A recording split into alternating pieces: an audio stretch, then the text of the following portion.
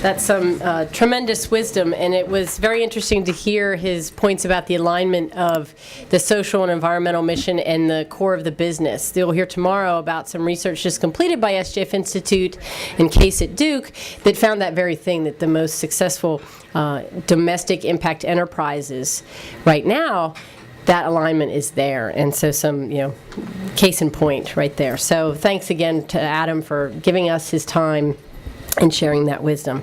And now it's my pleasure to introduce James Redford. Jamie is with us tonight as producer of the film Watershed and board member of the Redford Center. Founded by Robert Redford and his children, James, Shauna, and Amy, the Redford Center is a nonprofit, mission-driven organization that is an extension of their decades of activism and their commitment to transforming social and environmental issues into films that inspire action and positive change. After the reception, we will be showing Watershed, and a few doors down here, the Redford Center's most recent film project, which was the catalyst for their upcoming public engagement campaign that will launch this fall. And this campaign is called Raise the River, and its goal is reconnecting the Colorado River back to its natural end in the Gulf of California. I don't know how many of you know that it doesn't do that now like it's supposed to. Jamie is currently in production on his film Toxic Hot Seat, which is an HBO documentary that examines the health hazards of chemical flame retardants that will air later this year. And he is also filming ACEs, a documentary that explores the link between childhood trauma and lifelong health problems. Other documentaries include HBO's Man v. Ford, as well as The Big Picture, Rethinking Dyslexia, which aired on HBO in October 2012. James founded JRI, a nonprofit dedicated to organ donation awareness. He also plays guitar for Olive and the Dirty Martinis. Gotta appreciate that. He's an avid surfer, cyclist, and skier, and lives in Marin County, California with his family. So welcome, Jamie.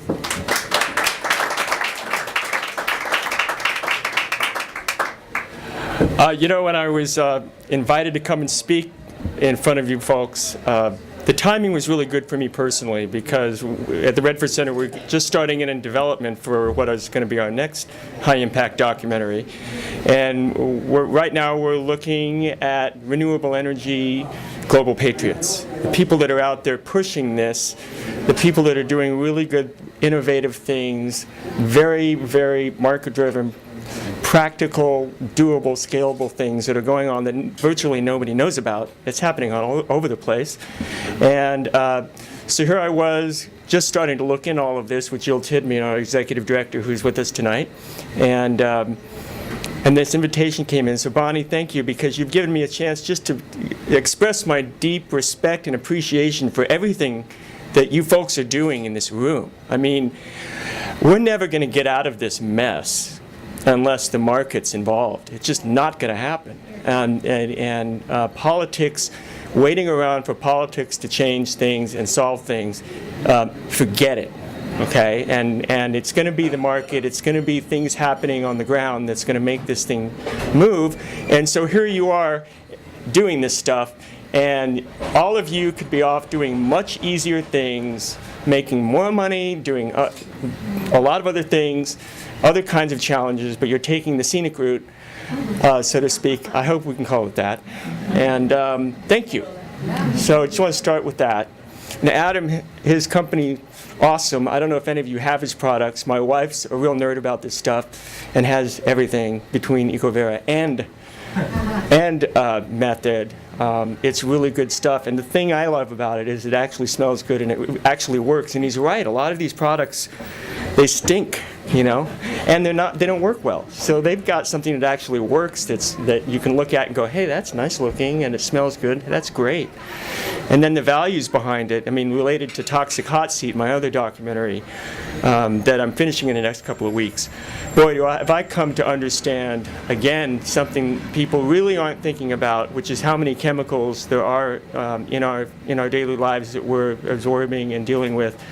And it's going to be the next big story chemical flame retardants were so obscure that I started to do this project because nobody knew about them, no one was talking about them, and thanks to the Chicago Tribune and a number of other things, it's starting to enter into the conversation, particularly here in California, because after 38 years we're going to overturn a really hideous law, and thanks to Governor Brown.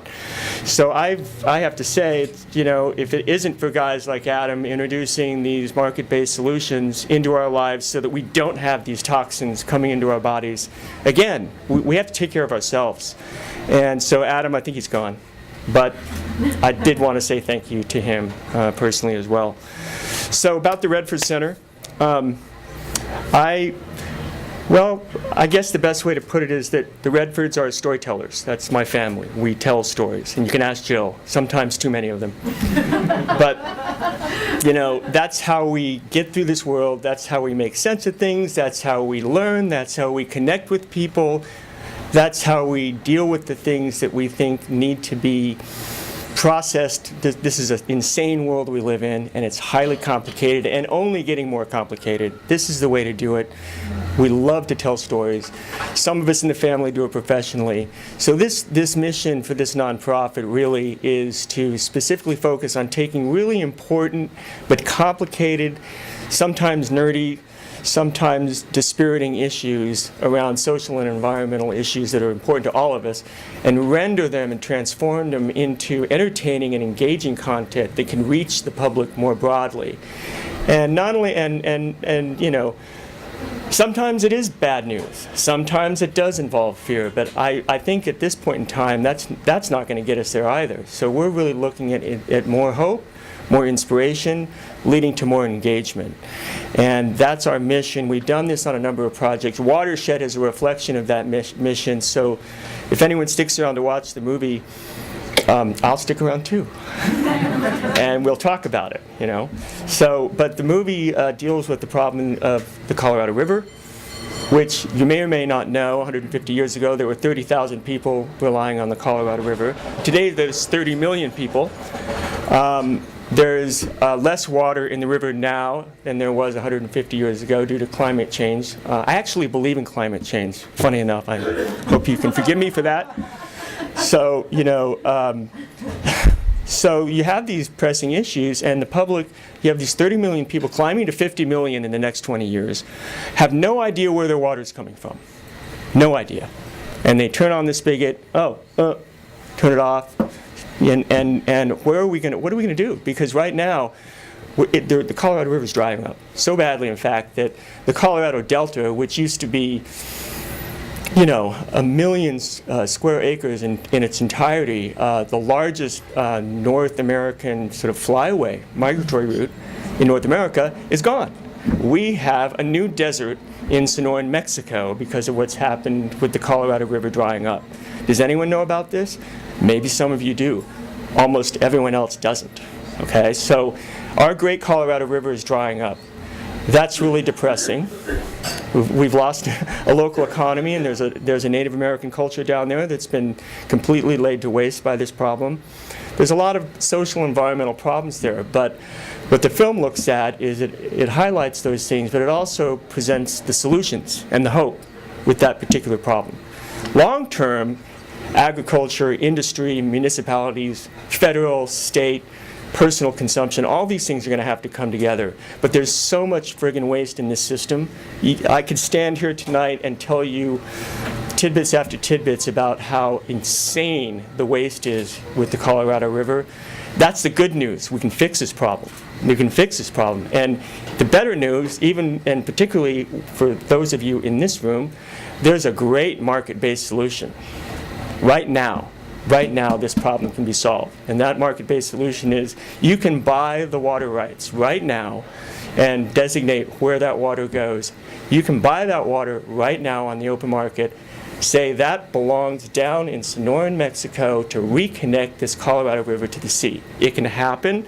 It's a reasonable amount of money.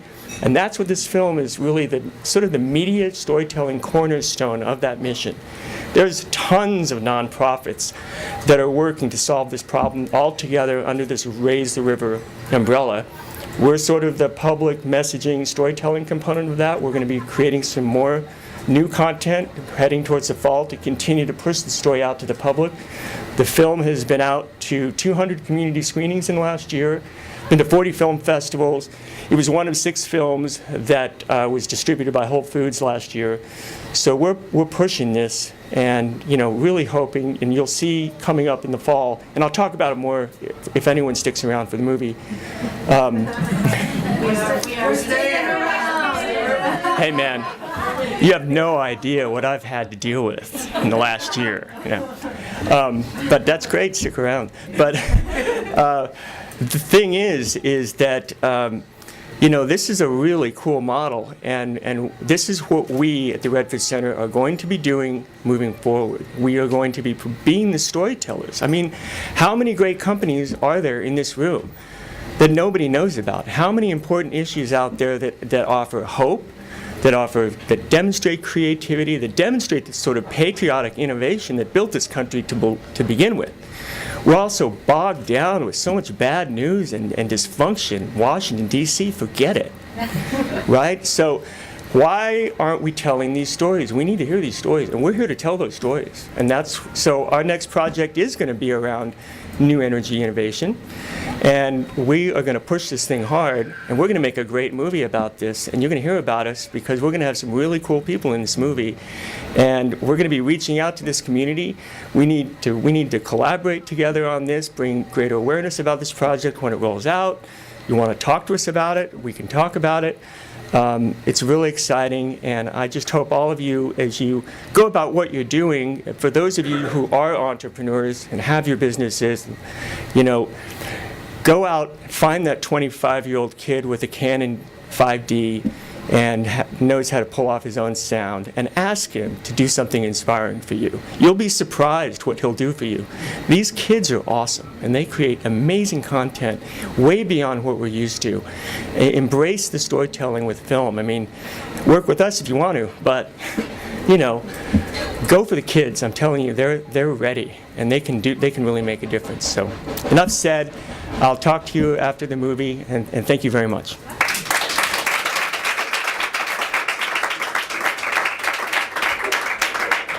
Thanks so much, Jamie. And so at 8:30, just a few doors down the hall, we'll be screening Watershed. It's a 55-minute movie, and Jamie will join us afterward in Russian Hill. Thank you, Sally. So you have a couple doors down in Russian Hill. And there will be popcorn. And I think you could probably, you know, grab a drink. You have 15 minutes to enjoy the rest of the reception, and we'll see you down the hall. Thank you.